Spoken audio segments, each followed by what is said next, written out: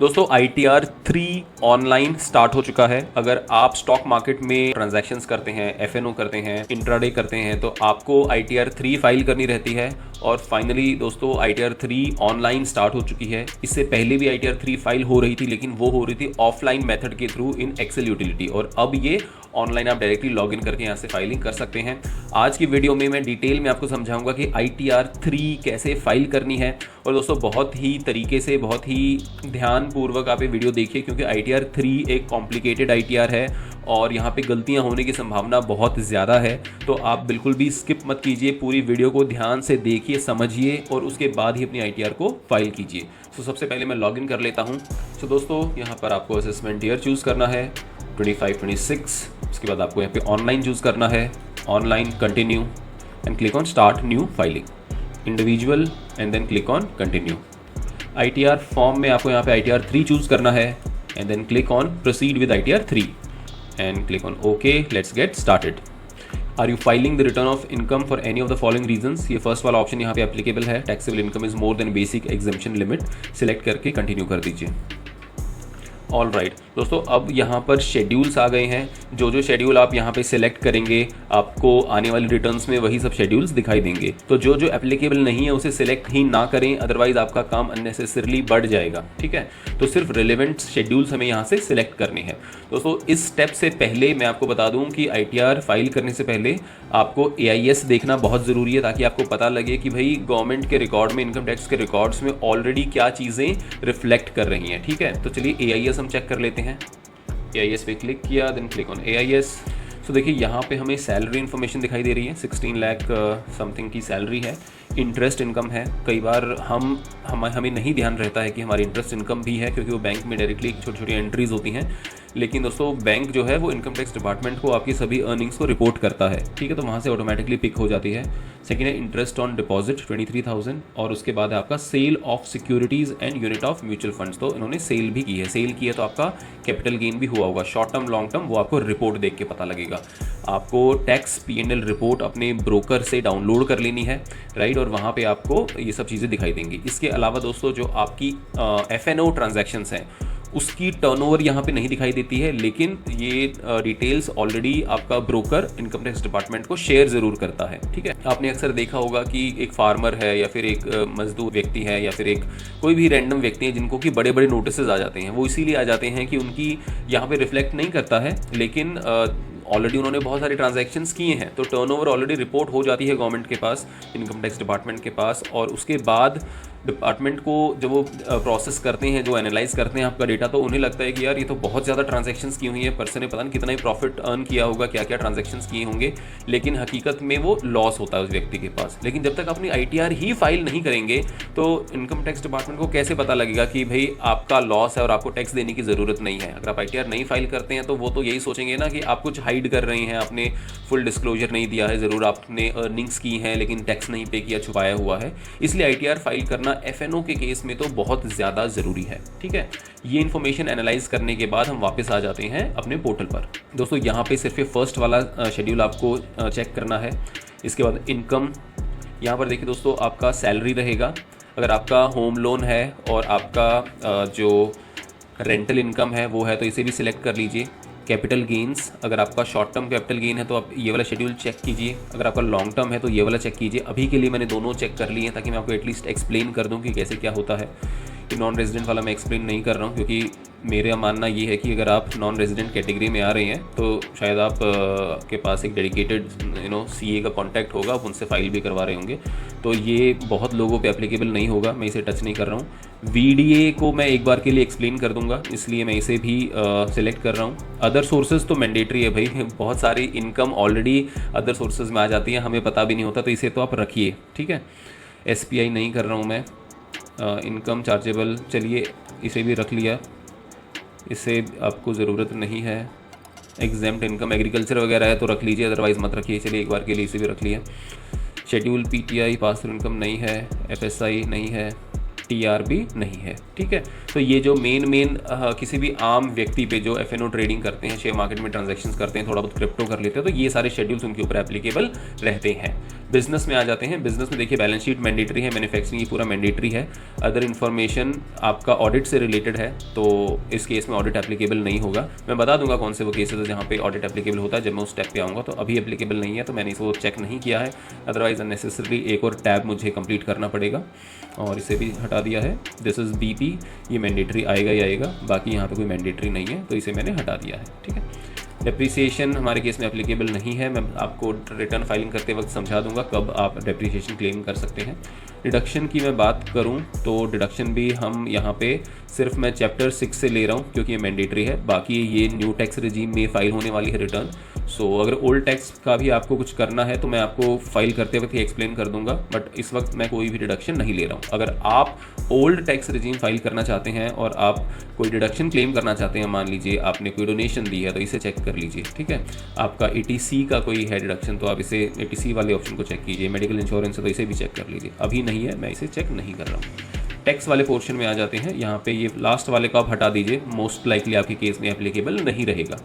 Others वाले option में मैं आता हूँ, यहाँ पे सिर्फ मैंडेटरी वाले चूजन है। अब मैं क्लिक ऑन कंटिन्यू कर देता हूँ। दोस्तों अब हमें स्टेप बाय स्टेप एक एक टैब पर आना है और इसे कंप्लीट करना है। तो फर्स्ट वाले पे मैं क्लिक कर रहा हूँ, provide your conformation, click. Personal information, contact information, ये आप ओपन करके चेक कर लीजिए सब सही है नहीं है, ठीक है। फाइलिंग स्टेटस पे मैं आ जाता हूँ। फाइलिंग स्टेटस पे आपको यहाँ पे चूज़ करना है 31 जुलाई ड्यू डेट में, और यहाँ पे आपको 139(1) चूज़ करना है। अगर आप रिवाइज रिटर्न फाइल करेंगे तो आपको 139(5) करना पड़ेगा। बहुत लोग क्या करते हैं, ITR 1 फाइल कर दी जल्दी जल्दी में, बाद में उनको कहीं से नॉलेज मिली कि यार मुझे तो ITR 3 करनी थी क्योंकि मैंने शेयर मार्केट ट्रांजैक्शन ट्रेडिंग वगैरह की हुई है, राइट। तो आपको 139(5) में रिटर्न रिवाइज करनी पड़ेगी। अगर आप इसे क्लिक करेंगे तो आपका इस सेक्शन यहाँ पे चूज़ हो जाता है। अभी हम 139(1) ही कर रहे हैं। सो देखिए दोस्तों, यहाँ पर आपके पास ऑप्शन आ गया है, method of opting out of new tax regime for current assessment year, ठीक है। तो करंट असेसमेंट ईयर में आप कैसे ऑप्ट आउट करने के आपके पास दो ऑप्शन होते हैं। एक तो है आपका बाय फाइलिंग फॉर्म 10 IEA और दूसरा है फाइलिंग इन दी रिटर्न ओनली, कि रिटर्न में ही आपको ऑप्शन मिल जाएगा। सो बेसिकली इस रिटर्न में आपको ऑप्शन नहीं मिलता है। जब आप ITR 3 फाइल करते हैं तो रिटर्न में डिफॉल्ट ऑप्शन नहीं है, आपको अलग से फॉर्म 10 IEA ही फाइल करना पड़ता है। तो आपको फर्स्ट ऑप्शन यहाँ पे चूज़ करना पड़ेगा, ठीक है। अगर आप ये सेकंड वाला ऑप्शन चूज कर भी लेते हैं तो देखिए यहाँ पे बता रहा है, option of exercising the tax regime option in the return of income is available only for the cases where form 10 IEA is not applicable, that is tax payer has no business income. But in this case हम लोग ITR 3 इसीलिए file कर रहे हैं क्योंकि business income है। कौन से बिजनेस इनकम है? FNO, फ्यूचर्स एंड ऑप्शंस को बिजनेस इनकम की कैटेगरी में रखा जाता है। तो ये ऑप्शन तो यहाँ पे होगा ही नहीं। ऑल्दो ये मैं मानता हूँ कि ये लैंग्वेज काफ़ी कंफ्यूजिंग रखते हैं, ठीक है, पर इसलिए कॉम्प्लिकेटेड हो जाती है रिटर्न फाइल करना, इसलिए बहुत ध्यान से इस चीज़ को समझिए। तो यहाँ पे आपको फर्स्ट वाला ऑप्शन ही चूज़ करना है। Have you exercise the option under section 115 BAC of opting out of new tax regime in form 10 IEA in assessment year 24-25। देखिए लास्ट ईयर इन्होंने ITR 2 फाइल की थी, ठीक है, तो वहाँ पे तो ऑप्शन एप्लीकेबल ही नहीं है, राइट। ITR 2 में आपको नॉट एप्लीकेबल चूज़ करना पड़ेगा। अगर आपने ITR 1 की है तो भी आपको नॉट एप्लीकेबल चूज़ करना पड़ेगा। अब देखिए date of filing of form 10 IEA for last year grey out हो गया, कुछ नहीं करना, कुछ नहीं करना, ये भी कुछ नहीं करना। Do you wish to opt out of new tax regime for current assessment year? क्या आप इस साल के लिए ऑप्ट आउट करना चाहेंगे? नहीं जी, हम नहीं ऑप्ट आउट करना चाहेंगे। तो आपको सिंपली यहाँ पे नो क्लिक करना है अगर आपने न्यू टैक्स रिजीम में ही फाइल करनी है। अगर आपको ओल्ड टैक्स रिजीम में मूव करना है तो आपको येस करना होगा। यहाँ पर आपको 10 IEA फाइल करना होगा और यहाँ पे एक्नॉलेजमेंट नंबर यहाँ पे डालना रहेगा। कैसे फॉर्म फाइल करना है? सिंपली यहाँ पे आपको ई फाइल पे आना है, income tax form, file income tax form, वहाँ पे फॉर्म 10 IEA टॉप पे ही दिख जाएगा, अदरवाइज सर्च कर लीजिए और उसको फाइल कर दीजिए, ठीक है। स्क्रॉल डाउन कर लिया है हमने, इस स्टेप तक हम आ चुके हैं। नो हमने करना है क्योंकि हम न्यू टैक्स रिजीम में फाइल कर रहे हैं। Are you filing return of income under 7th provision? No है ये, ठीक है।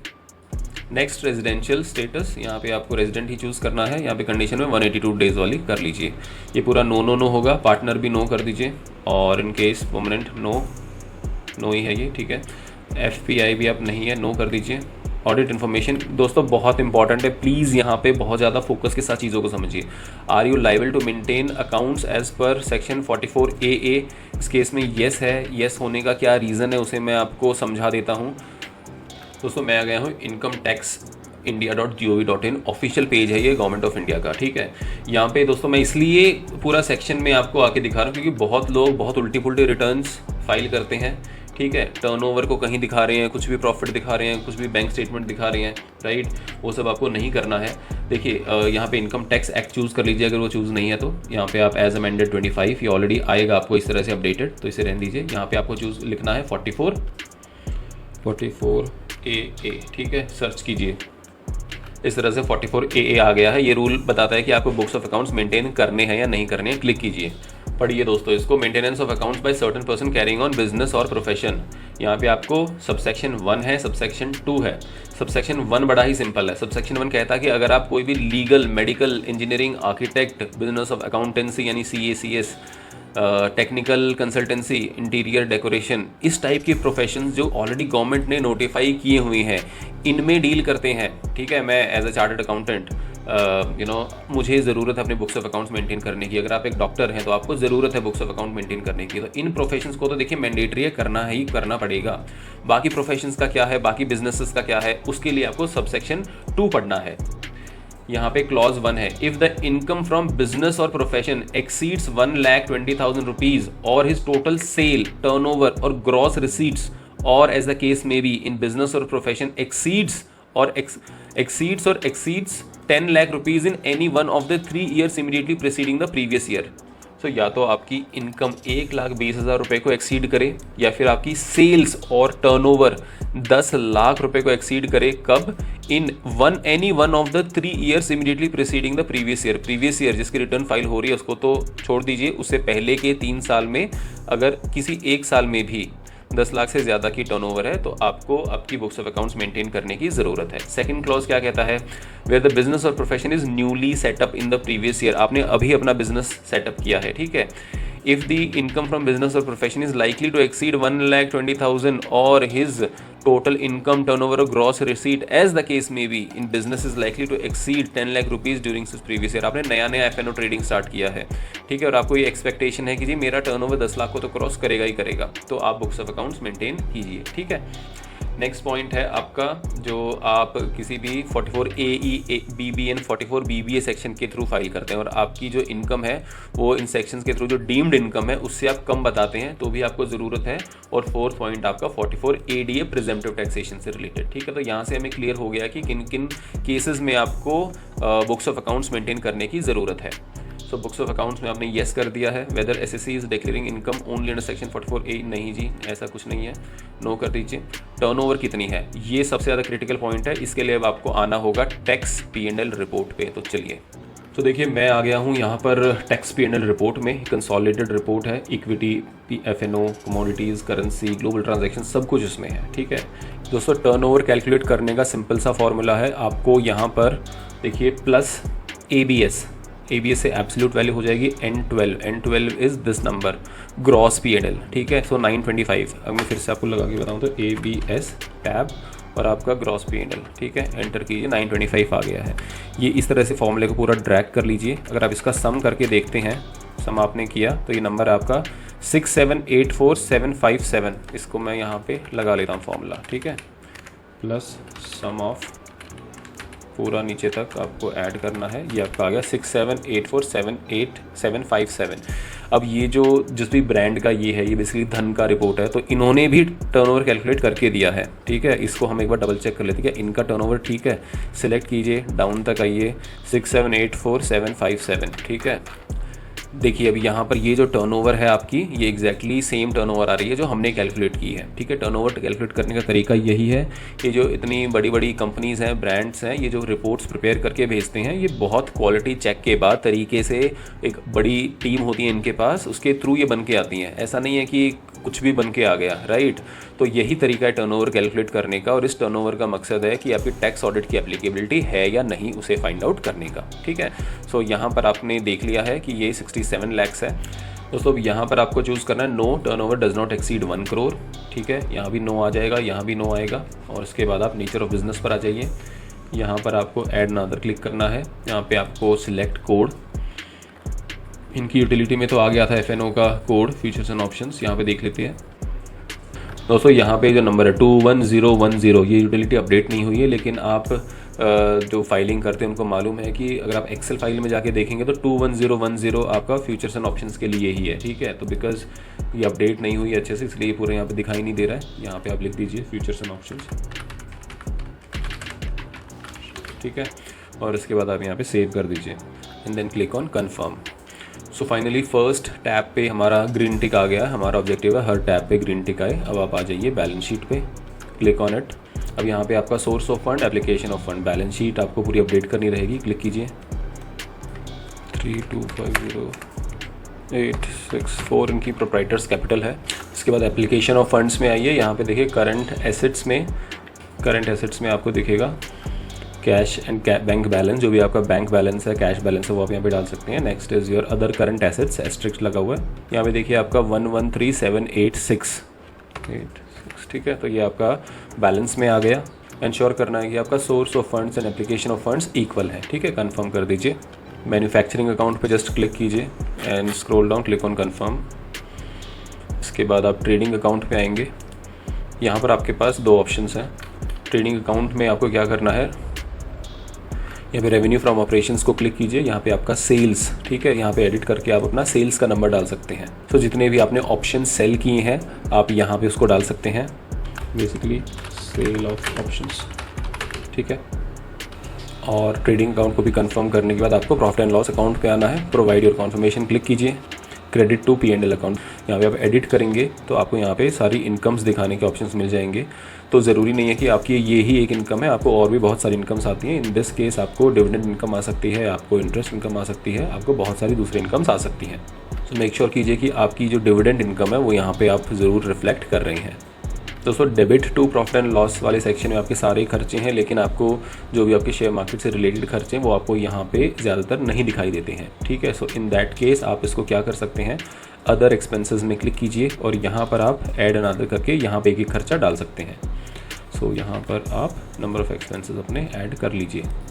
1 2 1 2 5 7, तो जितने भी आपके खर्चे हैं सारे खर्चे यहाँ एक्सपेंसेस में डलेंगे। दोस्तों कई बार वीडियो इतनी ज़्यादा लंबी हो जाती है और बोरिंग भी हो जाती है, तो इसलिए मैं कुछ इन्फॉर्मेशन ऑलरेडी मैंने अपडेट कर दी है। एक एक करके आप इन सारे एक्सपेंसेस को यहाँ पे अपडेट करते रहिए, ठीक है। स्क्रॉल डाउन कीजिए and then click on save. दोस्तों जो अल्टीमेटली आपका लॉस है या प्रॉफिट है वो यहाँ पे आपको रिफ्लेक्ट करेगा। देखिए इस केस में 31 लाख रुपीज़ का लॉस है, और अगर आपके भी लॉसेस है तो आप ये ज़रूर कनेक्ट कर पाएंगे मुझसे कि F&O ट्रेडिंग एक्सपर्ट्स का काम है, राइट। एक्सपर्ट्स के साथ साथ यहाँ पे हाई लेवल ऑफ एक्सपर्टीज़ चाहिए। आपको ग्लोबल इवेंट्स क्या हो रहे हैं उन सब का पता होना चाहिए, और बहुत सारी चीज़ें हैं। बहुत बड़ी लेवल पर जेन स्ट्रीट का केस आपने सुना होगा, बहुत बड़ी लेवल पर यहाँ पे स्कैम होता है। आप लोग यहाँ पे प्रॉफिट नहीं बना सकते। आप चाहे खुद को कितना भी इंटेलिजेंट समझें, आप कितना भी अपने आप को समझदार स्मार्ट समझें, यहाँ पे आपको लॉसेस ही होंगे। इसलिए इस चीज़ को छोड़ने में ही भलाई है। लेकिन फिर भी आपको लगता है कि अभी थोड़ी सी और कसर बाकी है, कुछ पैसा और बचा है, उसको भी मैं लॉस करके गवा दूँ, तो आप ज़रूर इसे फाइल कीजिए। तो ये तरीका मैंने आपको बता दिया कैसे आपको फाइल करना है, ठीक है। स्क्रॉल डाउन कीजिए and click on confirm. Gross salary में आना रहेगा और यहाँ पे हमें अपनी सैलरी इन्फॉर्मेशन को अपडेट करना पड़ेगा। तो इस पे आइए, यहाँ पे आपको अपना ऐड अनदर कीजिए। यहाँ पे आपको HRA अपना ऐड करना है जो आपको सैलरी में मिला है। उसके बाद वो एरर नहीं मिलेगी, आपकी एरर दूर हो जाएगी। तो यहाँ पे आप वो अमाउंट डाल दीजिए, then just click scroll down and click on save, ठीक है। इन दिस केस वो नहीं है क्योंकि तो मैं आपको सिर्फ बता रहा हूँ, तो मैं डिलीट कर रहा हूँ। तो ये सब इन्फॉर्मेशन अपडेट करने के बाद आप यहाँ पे सिंपली कंफर्म करेंगे। तो देखिए सैलरी शेड्यूल भी यहाँ पे कंफर्म हो गया, ग्रीन टिक आ गया है। अब आपको आना है शेड्यूल हाउस प्रॉपर्टी पर, क्लिक कीजिए। दोस्तों अगर आपका लोन है, हाउसिंग लोन है, तो ये सेक्शन आपका मैंडेटरी हो जाता है अपडेट करना। हाउस प्रॉपर्टी की डिटेल्स डालिए, एड्रेस अपडेट कर दीजिए, बेसिक डिटेल्स हैं। यहाँ पे आपको रेंट कितना मिला है, कितना नहीं मिला है, इस तरह से आपकी यहाँ पे जो है रेंटल इनकम कैलकुलेट हो जाएगी। यहाँ पे दोस्तों आपके पास ये ऑप्शन आता है इंटरेस्ट ऑन बोरोड कैपिटल। जिन लोगों का लोन है, जेन्युइन लोन है, वो यहाँ पे इन्फॉर्मेशन डाल सकते हैं। Loan taken from bank other than bank, HDFC से लिया है तो बैंक कर दीजिए, नेम ऑफ द बैंक डाल दीजिए, लोन अकाउंट नंबर डाल दीजिए, डेट ऑफ सेंशन डाल दीजिए, टोटल अमाउंट ऑफ लोन। क्योंकि बहुत लोग ना बहुत धांधलेबाजी कर रहे थे, कुछ भी अमाउंट्स डाल रहे थे, तो उसके लिए गवर्नमेंट ने कहा कि आप पूरी डिटेल्स दीजिए, ठीक है। अब कल को आपको कुछ क्वेरी भेज के, ईमेल भेज के डॉक्यूमेंट्स भी मंगा लेंगे, वेरीफाई करेंगे, ठीक है। तो ये इनका पूरा सिस्टम रहता है। इंश्योर कीजिए कि इन्फॉर्मेशन कम्प्लीटली करेक्ट है, ठीक है। सेव कीजिए अब आगे computation of income from business profession, click on this. यहाँ पे आपकी देखिए सेम इनकम है जो 31,37,000 का लॉस था, कंफर्म कर दीजिए। अच्छा, आप सब लोग ट्रेडर्स हैं, एक सवाल का मुझे जेन्युइनली आंसर दीजिए। पिछले साल किस किस व्यक्ति के लॉस थे और आपने लॉस कैरी फॉरवर्ड करवाया ये सोच के कि आपका इस साल प्रॉफिट होगा और इस साल भी लॉसेस हैं आपके? अगर आपके साथ ऐसा है तो मुझे कमेंट्स में ज़रूर बताइए, ताकि ऐसे नए लोग जो सोचते हैं कि यार हम ट्रेडिंग करके पैसा बना लेंगे, हम ट्रेडिंग करके पता नहीं क्या कर लेंगे, उन लोग को एटलीस्ट पता लगे कि रियलिटी ये है। रियलिटी वो नहीं है जो आप इंस्टाग्राम रील्स पे देखते हो या फिर यूट्यूबर्स जो आपको बताते हैं कई बार कि बहुत सारे फेक यूट्यूबर्स हैं जिनके ऊपर बहुत सारी कार्रवाई भी हो रही है, राइट। बहुत सारे अच्छे लोग भी हैं, मैं अच्छे लोगों की ऑब्वियसली तारीफ़ करता हूँ जो अपनी नॉलेज शेयर कर रहे हैं, लेकिन बहुत लोग ऐसे हैं जो स्कैम कर रहे हैं। रियलिटी कुछ होती है और दिखाते कुछ और हैं, राइट। सो कमेंट्स में ज़रूर बताइए आपका क्या एक्सपीरियंस रहा है ट्रेडिंग रिलेटेड, ताकि और लोगों को थोड़ा पता लग सके, नए लोग जो हैं वो संभल सकें, लॉसेस से बच सके, ठीक है। सो कैपिटल गेन्स वाले सेक्शन में अब आप आइए दोस्तों। Short term capital gain and long term capital gain, short term capital gain वाले सेक्शन पे क्लिक कीजिए। क्योंकि ITR तो फुल फ्लेज ITR है, अगर आपको इस लैंड वगैरह बिल्डिंग वगैरह भी बेचते खरीदते हैं तो वहाँ पे भी आपको जो लॉस वगैरह होता है, प्रॉफिट वगैरह होता है, वो भी आपको यहीं दिखाना रहेगा। शेयर मार्केट के केस में क्या रहेगा कि जो थर्ड वाला ऑप्शन है अंडर सेक्शन 111A, इसमें आपको चीज़ें दिखानी रहती है। तो क्लिक कीजिए, यहाँ पे आप ऐड अनदर कर दीजिए। देखिए यहाँ पे 2 ऑप्शंस दिखेंगे, transfer before 23 July and transfer after 23 जुलाई। क्या फ़र्क है दोनों में? टैक्सेशन रेट का फ़र्क है। शॉर्ट टर्म कैपिटल गेन के केस में आपका 23 जुलाई से पहले जो है उस पर 15% टैक्स लगेगा, 23 जुलाई के बाद वाले पे आपका 20% टैक्स लगेगा। कैसे पता लगेगा? ये आप अपनी रिपोर्ट को खोल के देखेंगे तो आपको पता लग जाएगा कि कौन सी सेल्स आपकी 23 जुलाई से पहले की है, कौन सी बाद की है। तो वैल्यू, फुल कंसिडरेशन वैल्यू यहाँ पे डाल दीजिए। आपको सिंपली अपने इक्विटीज़ की रिपोर्ट पे आना है। इक्विटी की रिपोर्ट्स पे आपको बाय अमाउंट दिखेगा, सेल अमाउंट दिखेगा। शॉर्ट टर्म का है ये, तो सेल में देखिए आपका अमाउंट है 64047, बाय में आपका अमाउंट है 56899, ठीक है। और ये पूरा आप देखेंगे ये कब सेल हो रहा है, ये सेल हो रहा है आपका 19 अप्रैल में। तो अप्रैल वाले मंथ में सेल हुआ है, यानी ये 23 जुलाई से पहले का है, तो आपको इस पर 15% टैक्स ही देना पड़ेगा प्रॉफिट्स पे, विच इज़ गुड, ठीक है। यहाँ पे आप देख सकते हैं शॉर्ट टर्म वाले कॉलम में ही पूरा दिखा रहा है, राइट। और इसका जो परचेज़ हुआ है वो 2023 और 24 के बीच हुआ, तो 12 महीने के अंदर इन्होंने सेल कर दिया है, शॉर्ट टर्म हो गया। 64047 सेल, 56899 परचेज़, अपडेट कर दीजिए। अब देखिए ट्रांजैक्शन करते वक्त आपके कुछ खर्चे भी हुए होंगे, राइट। तो यहाँ पे देखिए आपके ये जो एक्सपेंसेस हैं, सिक्योरिटी ट्रांजैक्शन टैक्स वैसे 0 पर इसको छोड़ देना है, इसके साथ आपके खर्चे में 46.23, ये आप खर्चे में दिखाइए, एक्सपेंडिचर 46, ठीक है जी। तो इस तरह से आपने खर्चा दिखाया। अगर आपके 23 जुलाई के बाद के हैं तो कुछ अमाउंट यहाँ पे भी आएंगे, इस केस में नहीं है तो नहीं डाला है। 7,000 का आपका शॉर्ट टर्म कैपिटल गेन है। दोस्तों इस केस में इंट्राडे भी है, बहुत ही इंटरेस्टिंग केस है। इंट्राडे के केस में क्या रहता है, जो भी आपका प्रॉफिट एंड लॉस है, ठीक है, और जो भी आपका एक्सपेंसेस है और जो भी आपका टर्नओवर है, तो इस केस में जो टर्नओवर है वो है आपका 30237, ठीक है। आप प्रॉफिट एंड लॉस वाले सेक्शन में आते हैं, part A profit and loss, scroll down करते हैं तो लास्ट में आपका 30237 टर्नओवर अपडेट करना रहेगा। ग्रॉस प्रॉफिट कितना हुआ है आपको?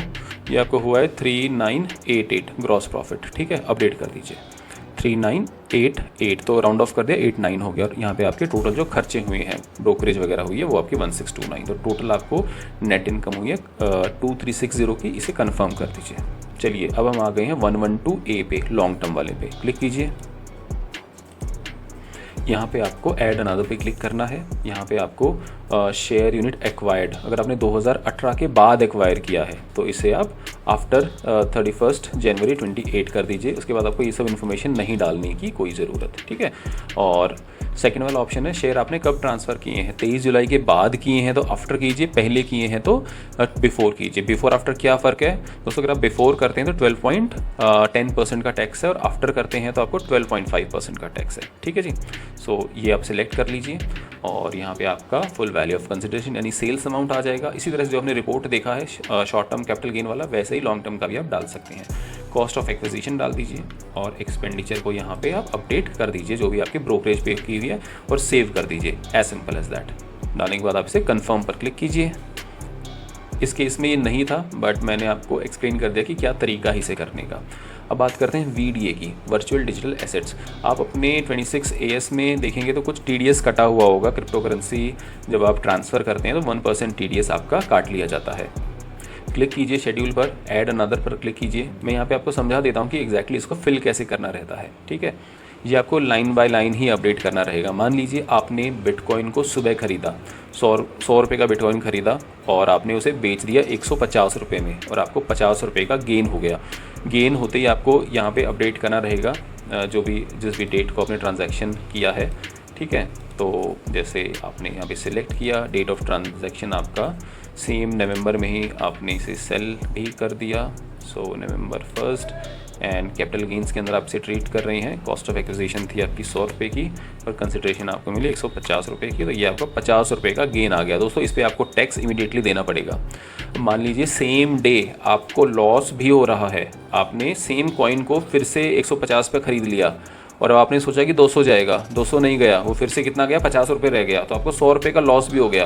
लेकिन गवर्नमेंट कहती है लॉस से हमें कोई फ़र्क नहीं पड़ता, आपको जब गेन हुआ था तो गेन पे आप टैक्स पे कीजिए, ठीक है। तो इस तरह से आपको लाइन आइटम्स, हर लाइन आइटम आपको यहाँ पे ऐड करना है और सेव कर दीजिए। तो इस तरह से ऐड अनदर पे क्लिक कीजिए, सारे ट्रांजेक्शन्स को ऐड करते रहिए, ठीक है। अभी के लिए मैं इसे रिमूव कर सकता हूँ।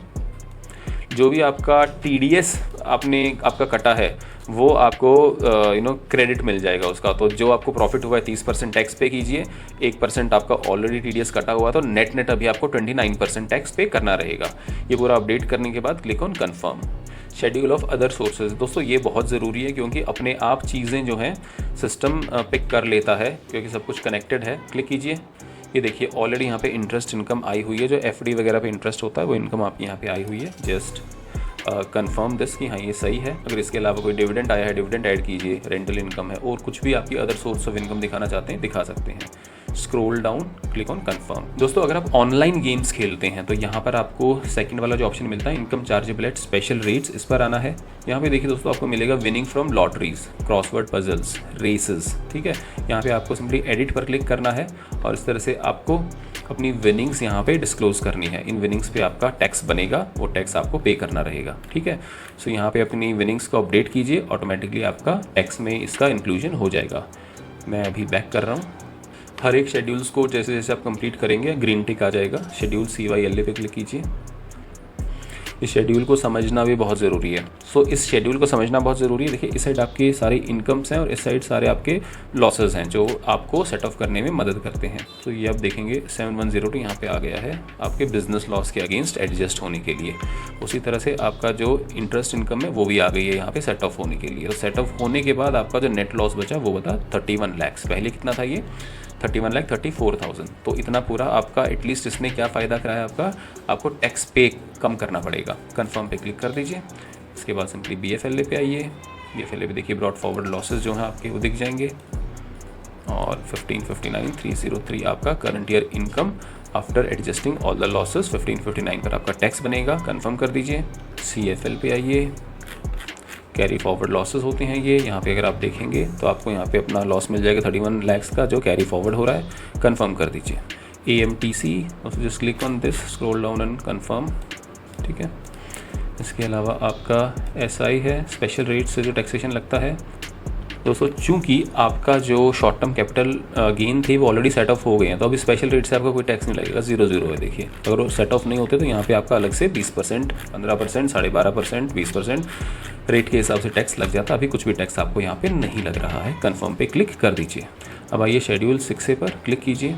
यहाँ पे जस्ट अगर आपको कोई डिडक्शन क्लेम करनी है, न्यू टैक्स रेजिम में कौन सी डिडक्शन मिलती है आपको, मिलती है 80 CCD 2, ठीक है, ये वाली मिलती है। देखिए एडिट यहाँ पे इनेबल्ड भी है, ठीक है। अगर आपको क्लेम करना चाहें तो क्लेम कर सकते हैं, बाकी सारे डिसेबल्ड है, ये इनेबल किया हुआ है। लेकिन यहाँ पे आपको एक एरर आएगी, यहाँ पे आप अपडेट करेंगे मान लीजिए 50,000, तो ये चूज़ नहीं करेगा। इसके लिए क्या करना है, सैलरी वाले ऑप्शन में वापस जाइए और सैलरी वाले ऑप्शन में जाके एक कंपोनेंट ऐड कर दीजिए सैलरी का। अपार्ट फ्रॉम बेसिक आप एक पेंशन वाला वहाँ पे कंपोनेंट ऐड कीजिए और जितना यहाँ पे क्लेम करना उतना अमाउंट डालिए, यहाँ पे आपका वैल्यू पिक कर लेगा, ठीक है। इस केस में कुछ नहीं है, मैं जस्ट बाहर आ जाता हूँ, कंफर्म कर देता हूँ।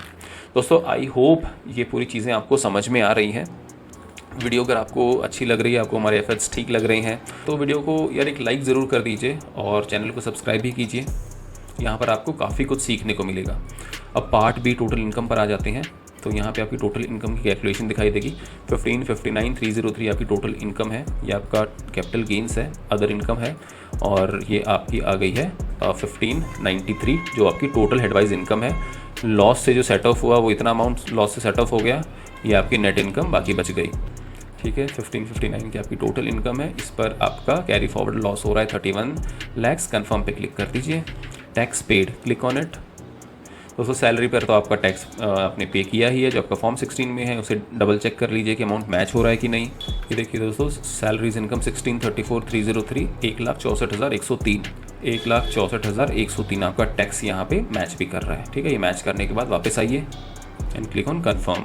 फाइनली आप कंप्यूटेशन ऑफ टैक्स लायबिलिटी पर क्लिक कीजिए, scroll down, click on confirm. Proceed to verification पर क्लिक कीजिए। दोस्तों इस तरह से आपको यहाँ पे एरर्स मिलेंगी, तो एक एक एरर को आपको ठीक करना है। टाउन, सिटी, डिस्ट्रिक्ट आप क्लिक कीजिए, वहाँ पे ये टाउन अपडेट नहीं होगा, अपडेट करने से हो जाएगा। Name, nature of employer, central government है, स्टेट गवर्नमेंट है, अदर्स है, ये वाला आपको अपडेट करना रहेगा, ये भी ठीक हो जाएगा। नेचर ऑफ परक्विजिट्स वहाँ पे आपको देखना रहेगा क्यों आपने वहाँ पे दिखाया है, वो मैं आपको दिखा देता हूँ कैसे उसे हटाना है। एग्जाम्प्ट अलाउंस वाला पार्ट है, इसको भी आपको ठीक करना हो, तो 1 by 1 चलते हैं। इसे ठीक कर लेते हैं।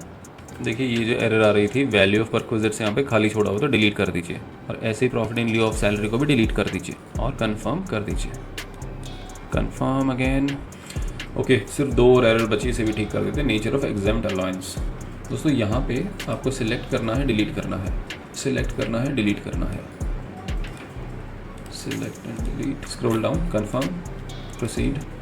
देखिए अब आपकी वैलिडेशन ठीक हो गई है, प्रीव्यू पर क्लिक कर दीजिए। ये देखिए दोस्तों सेकंड लेवल भी जो था यहाँ पे कोई एरर नहीं आई है। प्रोसीड टू वेरिफिकेशन कर दीजिए। तो चलिए अब इसका वेरिफिकेशन कर देते हैं। OTP आ जाएगा आपके आधार नंबर पर, कंटिन्यू कीजिए, click on this, generate OTP, और इस तरह से OTP आपके पास गया है, आप इसे OTP डाल के वेरीफाई कर दीजिए। तो दोस्तों इस तरह से आप अपनी ITR को स्टेप बाय स्टेप फाइल कर सकते हैं। अगर आप हमारी सर्विसेज अवेल करना चाहते हैं तो आपको नंबर स्क्रीन पे या फिर डिस्क्रिप्शन में मिल जाएगा, आप हमें कॉन्टैक्ट भी कर सकते हैं। All right, thank you so much for watching. मिलते हैं नेक्स्ट इन्फॉर्मेटिव वीडियो में।